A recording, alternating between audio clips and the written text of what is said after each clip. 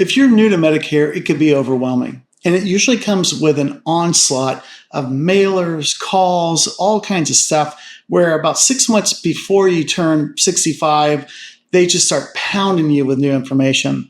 Let's see if we can take the whole Medicare process, boil it down to its simplest pieces so you finally feel like you have an understanding of what to do, when to do it, and kind of a strategy to get the most out of it. We have other videos that dive deeper into the segments, but right here, we want to walk you through the basics so you feel like you completely understand the process, and reach out to us with any questions for what you don't. Medicare is actually not that complicated. It's broken up into 3 pieces for the total package that we're looking at. First, you have traditional Medicare itself. That's broken up into 2 pieces, Part A and Part B. We'll discuss that. The second piece wraps around or fills in the holes for traditional Medicare. And that's either a supplement or medigap plan or an advantage plan. We'll discuss that. And then finally, there's Part D for medication. So traditional Medicare, advantage or supplement, Part D. That's it. Let's dive into these a little better. Traditional Medicare is broken up into 2 pieces, Part A for hospital, Part B for doctors, and pretty much everything that's not under Part A that's facility-based. It works pretty easily in that you have deductibles, one for A, one for B, and then you pay 20% after that, the coinsurance after you meet your deductible. There are some little other variable or small benefits, but that's core traditional Medicare by itself. The issue with Medicare by itself is the 20%, because that 20% is indefinite. Meaning, if we have a $100,000 bill, once we meet our deductibles, we're on the hook for $20K. If it's $500,000, we're on the hook for $100,000. That's the piece we want to fill in to address, and that's why we look at this second piece, which is a Medicare supplement or an advantage plan. We'll talk about that in more detail because that really is the big decision to make. And then finally, Part D, the medication plan. If you have an advantage plan, the Part D is probably already built in. So Part D is usually when you have Medicare by itself or you have a Medicare supplement. And we'll look at that in the final section. So let's dive into a little bit of the timing and the timetable and how to plan for this before we go into those 3 different pieces. Let's talk about timing and planning. So let's say my birthday is May 15th. I'm turning 65, okay? And usually the 2 most common reasons people become eligible for Medicare is turning 65 or they are leaving group insurance after age 65. Those are the most common. So my birthday to turn 65 is May 15th. When should I start doing all of this? Well, the first step is to lock in Part A and B with Medicare. That comes first before anything else. You can usually do that. We advise around 3 to 4 months prior to when you're going to turn 65.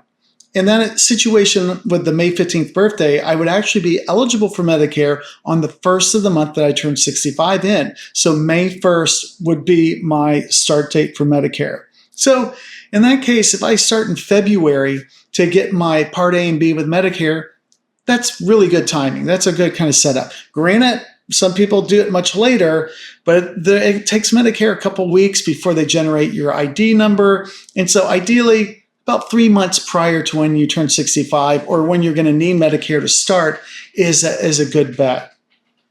Once you get your Part A and Part B, because we need both of those for the next step, you get your effective dates and you get your MIB number. It's your Medicare ID number. Then we can do the next piece, which is either the Medicare supplement or the Advantage plan. Generally, if we can do that 2 months prior to when you want it to start, that's perfect. You have to submit the application and enroll before the first of the month you want it to start. So in our May 1st example, we definitely have to submit the paperwork during April if we want the May 1. Otherwise, it'll kick us out to June 1 in that situation.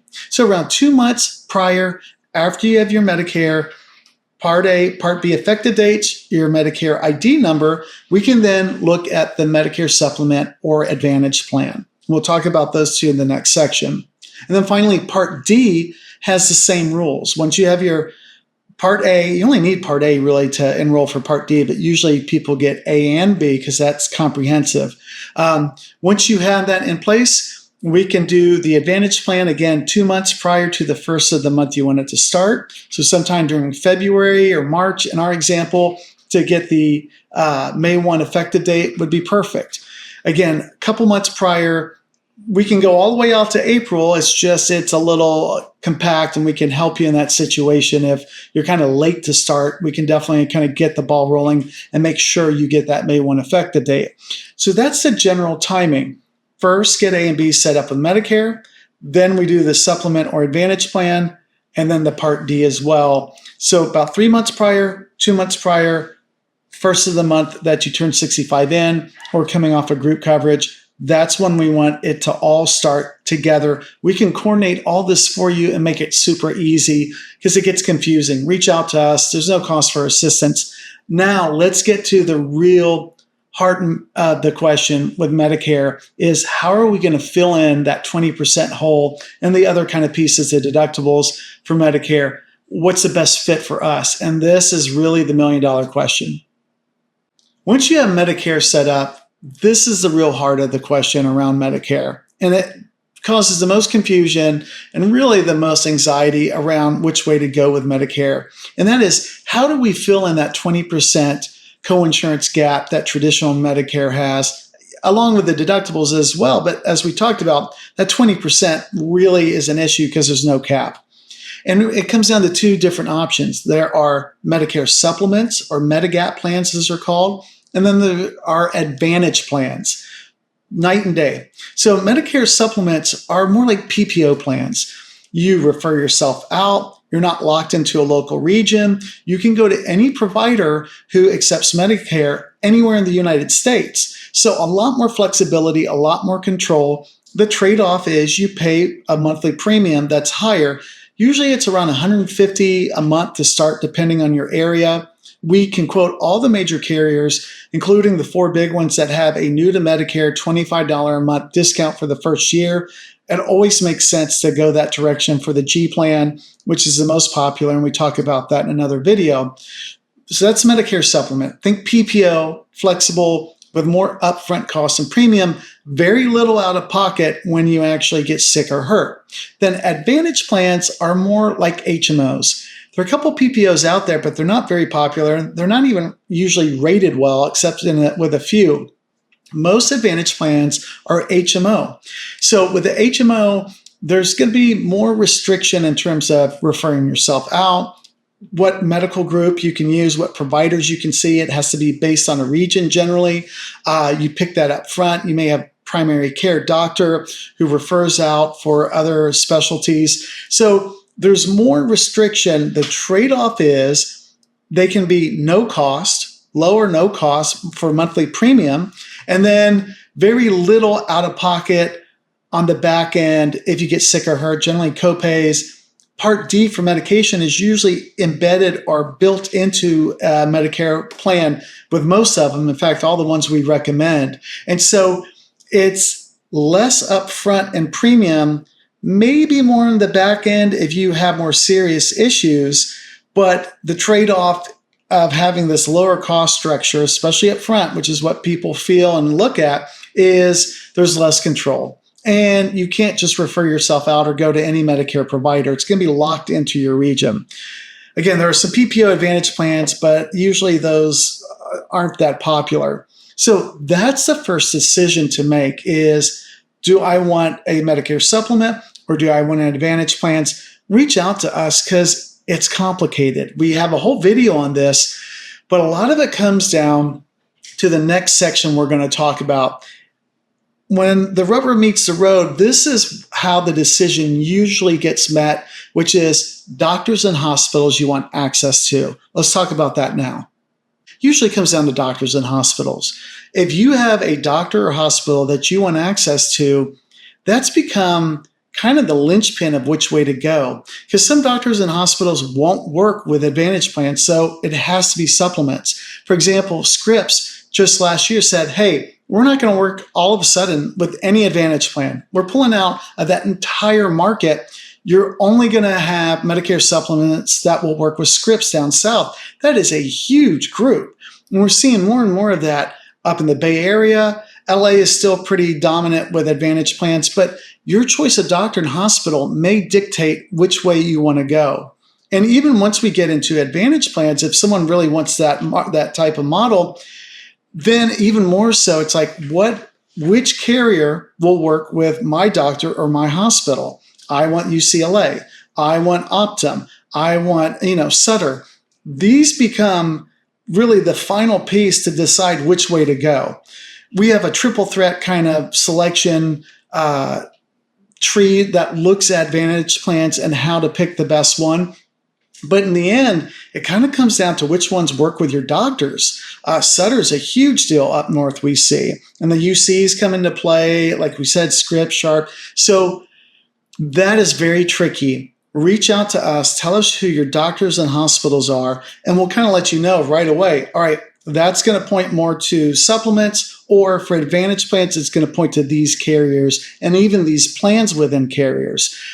Let us know. If you're flexible and you're like, I can work with different doctors or hospitals, then that opens things up a little bit. But what we're finding is the bulk of the decision now is coming down to that, because it's becoming very difficult to navigate the networks, who works with who. Reach out to us. Let us chase that down for you, because it's a nightmare to kind of do it on your own. And that dictates that final decision. Let's look one more piece now at that Part D for medication and talk about that as well. Part D is a separate policy altogether. It's separate from traditional Medicare. Even though, you have Part A and B, you would think, oh, D is just built into Medicare. It is a standalone plan you buy from a carrier if you have a Medicare supplement or medigap plan. Otherwise, Part D is usually built right into a Medicare Advantage plan. There are some that don't have Part Ds, but almost no one gets them. You would only get that if your medications are covered somewhere else, say VA or some other different option. Otherwise, you want an MAPD with the Part D already built in. So how do we address Part D? Let's say we have traditional Medicare and a Medicare supplement. We need your medications, your dosages, and then we'll run a quote across the different carriers and plans with that built in. We sort by total estimated cost, meaning what is the cost of premium and the cost expected out of pocket for your medications to see who is the best value. That's how we do it. And we can even provide you the link to do that if you want. You can get it from our website, or we can run the quotes for you.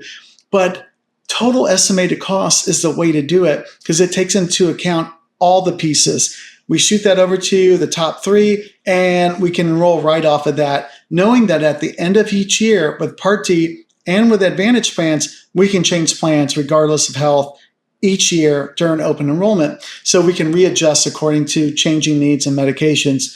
But that is actually pretty easy. We just need medications, dosages, send that over. We'll get started on that for you. No cost for assistance. We quote all the major carriers and we'll get to work right away.